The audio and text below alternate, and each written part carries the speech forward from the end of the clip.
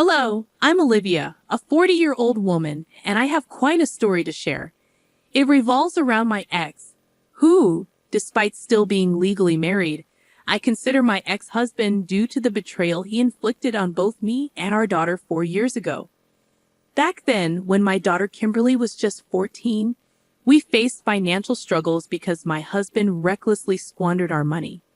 This caused considerable tension in our household, and we found it challenging to make ends meet with only one salary.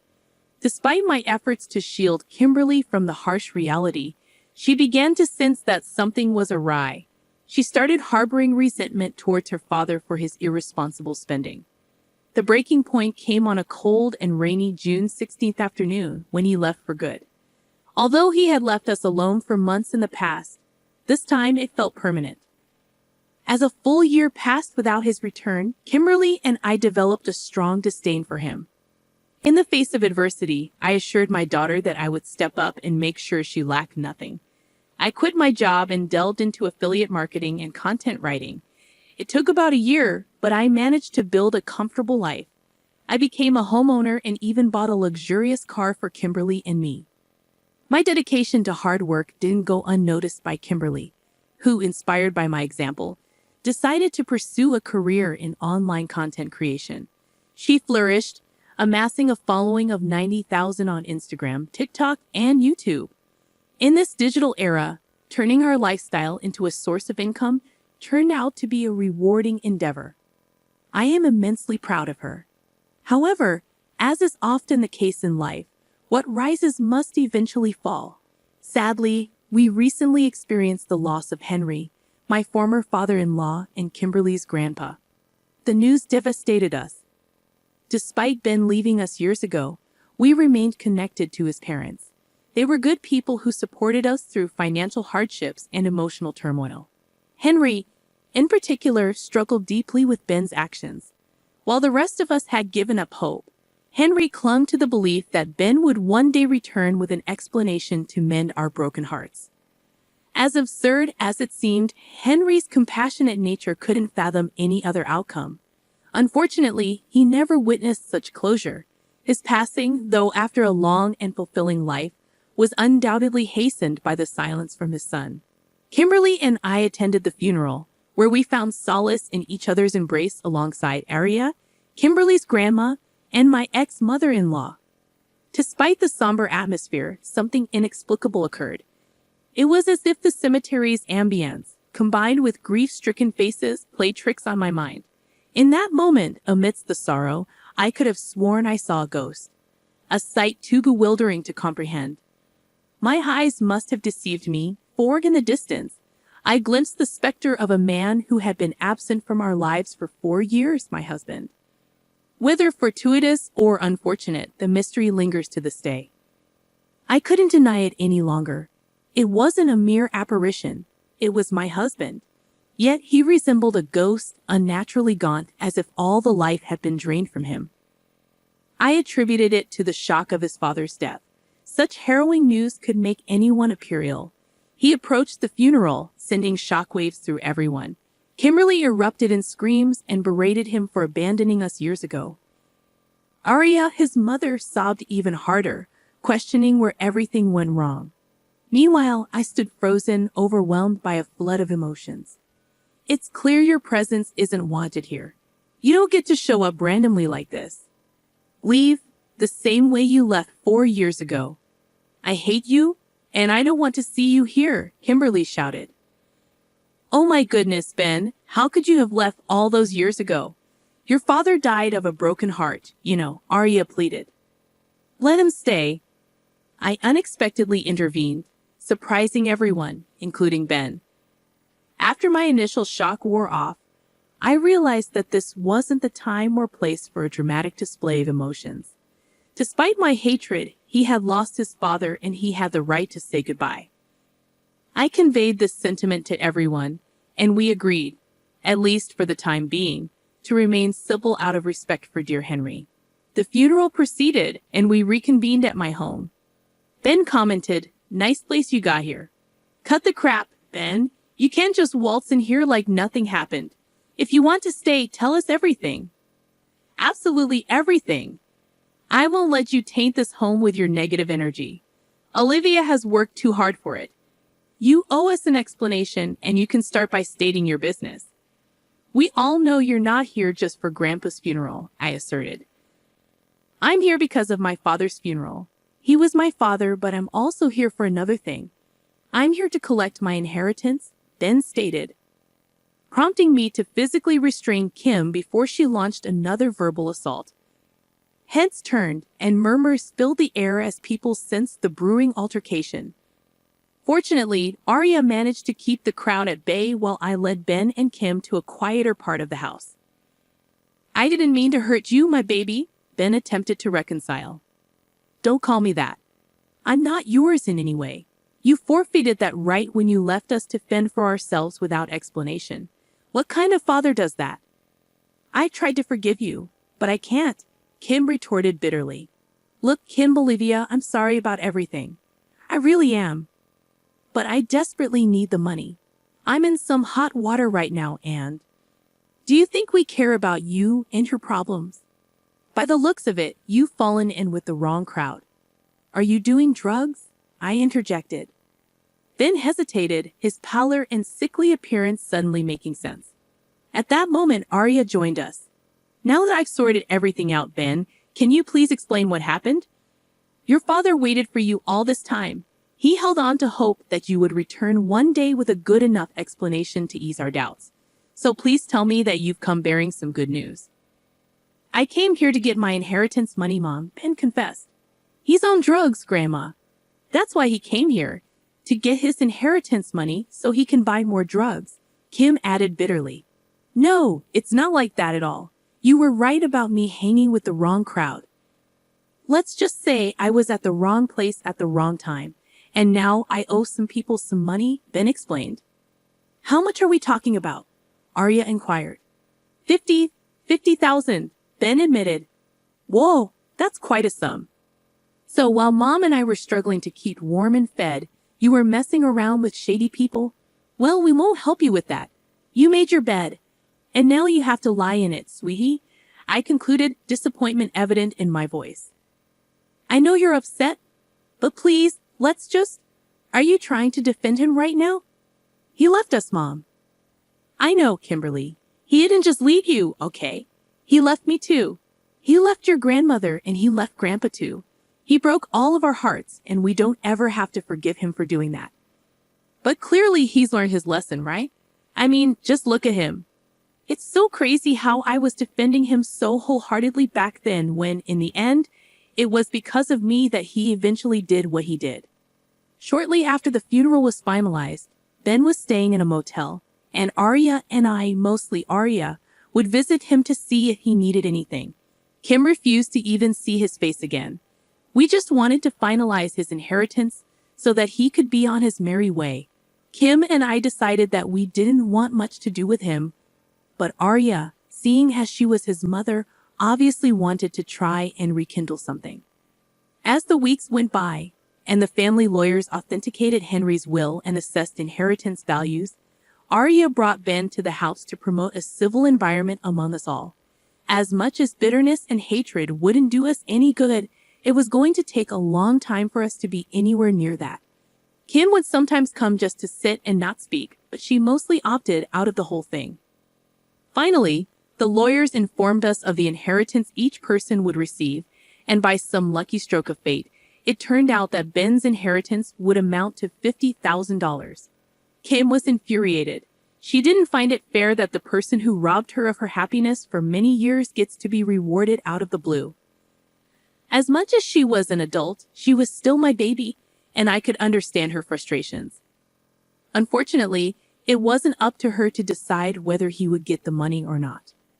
Arya and I were seemingly nonchalant about the findings, and honestly, I just wanted this whole process to be done with so that I could go back to living my good life. As Ben was assimilating to this lifestyle, it appeared as though his demeanor changed. He went from shy, timid, and remorseful to slightly arrogant and cocky, especially when he heard that he would be receiving exactly what he came here for. I noted this behavior change but opted not to say anything and just chalk it up to the drugs he was doing. It was so sad to see a man who used to be so respectable end up like this. I just couldn't understand. A few more weeks went by, and Arya told me Ben's inheritance money is ready to be collected. He doesn't know about it yet, but I wanted to inform you beforehand. I know it's a terrible thing to consider giving such a large amount of money to an addict. The thought of what he might do with it is too distressing to contemplate. I'm so sorry, my child, but I just don't think I can handle giving him the money, only to see him disappear again. It would shatter the sliver of hope I have left for him. I can't be the one to give it to him. Please, can you do it? Of course, Arya. I can't imagine how hard this has been on you. It takes a different type of strength as a mother to witness such an awful thing happen to your baby. You've been strong for too long, Mom. It's time for you to rest. Please don't worry. I'll handle everything. Although I took on the task of handing Ben the money, I needed some time to compose myself and be at peace with any outcome that was about to happen. To calm myself down, ironically enough, I hid away in the attic where all the old paraphernalia of my previous life sat. I kept many things from the old house, finding solace in them. They reminded me of how far I'd come. The attic was the perfect place for me to sit and reflect upon the old and dusty plastic tea set we bought at a cheap yard sale when we couldn't afford proper dishes. I reminisced about the half-dead heater that often refused to work, leaving Kim and me huddled together for warmth, which was never enough. I glanced at Ben's old chest, filled with what I presumed were old work documents. I'd never dared to open it, afraid of confronting just how much money was being drained from the household to fund his other seemingly more important lifestyle. However, on this day, the day I was supposed to give him the money, I decided that I couldn't be afraid anymore. I couldn't resist the urge to see what lay inside. I broke open the now worn-out chest to find stacks of papers, bank statements and checkbooks, all detailing the amount of money that Ben had squandered away. As I examined the bank statements tracing where the money had gone, I noticed that the account recipient was named Maria. Curiosity led me to dig deeper, and what I discovered made my heart drop. Deep within the chest was a letter, a handwritten note. It read, "Dear Ben, when are we going to stop sneaking around like this? I'm getting bored and tired of your inability to kick your wife and kid to the curb like you said you would. You seem to enjoy spending months with me, taking all of my drugs and going back to your family, even though you clearly hate them. If you don't tell them the truth, I will get Manuel involved. You already owe him tons of money from all the drugs you do with him for free. And this is how you want to treat me. I'm getting you 24 hours to get this done. Otherwise, you'll be in big trouble. Maybe I'll tell your wife all about me and our affair, as well as all the expensive bags and shoes you buy me. Or maybe I'll tell Manuel to get his goons to sort you out. Maybe I'll do both. Who knows? All of this can be avoided if you just do what we agreed upon. Remember, 24 hours or your entire life is gonna come crashing down. Tick, tick, babe. C.O. Maria. Reading this letter almost made my heart explode in my chest. So Ben was having an affair before he left, and he had spent the money on his mistress. The thought made me want to vomit. This man had prioritized his party lifestyle while his wife and kid were at home, struggling to survive. It was unforgivable and utterly disgusting. This was the explanation I had been waiting for. All of his horrendous behavior simply boiled down to selfish self-indulgence. The rage and bitterness that I had harbored for so long began to boil within me. At this point, I was moving on autopilot. I gathered everything from the chest and stormed to the dingy motel where Ben was living. I burst through the door to find him with drugs on the bed. You are completely unbelievable. You're doing drugs just as I was about to give you the money. What, you have the money? That's great. Give it to me, Ben replied callously. You are pathetic and you make me sick, I spat. Yeah, well, I don't care. Give me the money, Olivia, he demanded. What is this? I flung the papers at him, holding onto the letter I had just discovered. He froze. If he didn't look sickly and pale before, he looked emaciated now. By the time I finished reading, he was trembling. You got this letter on June 15th, right? The day before you just up and left. I'm gonna explain. No, Ben, you can't explain. The time for explaining is over. You're 4 years too late. I was sick, Olivia. I still am sick, as you can see. Stop all the excuses, Ben. You think I wasn't tired? You think I didn't want relief anywhere I could find it? We all make choices, Ben. You're a grown man, damn it. You left us because you were having an affair. It wasn't like that. Then what was it like? I never loved you. I never wanted that life. I never wanted to be with you. I just got with you and had the kids so that Mom and Dad could get off my back. I never wanted responsibility, and frankly, I don't care enough to rekindle or mend anything between us. Not you, not Kimberly, and not even my mother. I know it sounds awful to say, but it's the truth. Take it or leave it. Now give me my money. I can't say I'm surprised, actually. You've always been the evil villain to me, and that's all you ever were. Even now, as I look at you, you look like some demon from a comic book. You're disgusting. Olivia, I really don't care what you think about me. Just give me my money. You might not care what I think. You might not even care about what your mother and daughter think as well. But it appears as though a certain Maria and Manuel have a hold on you, even if it's just a little bit.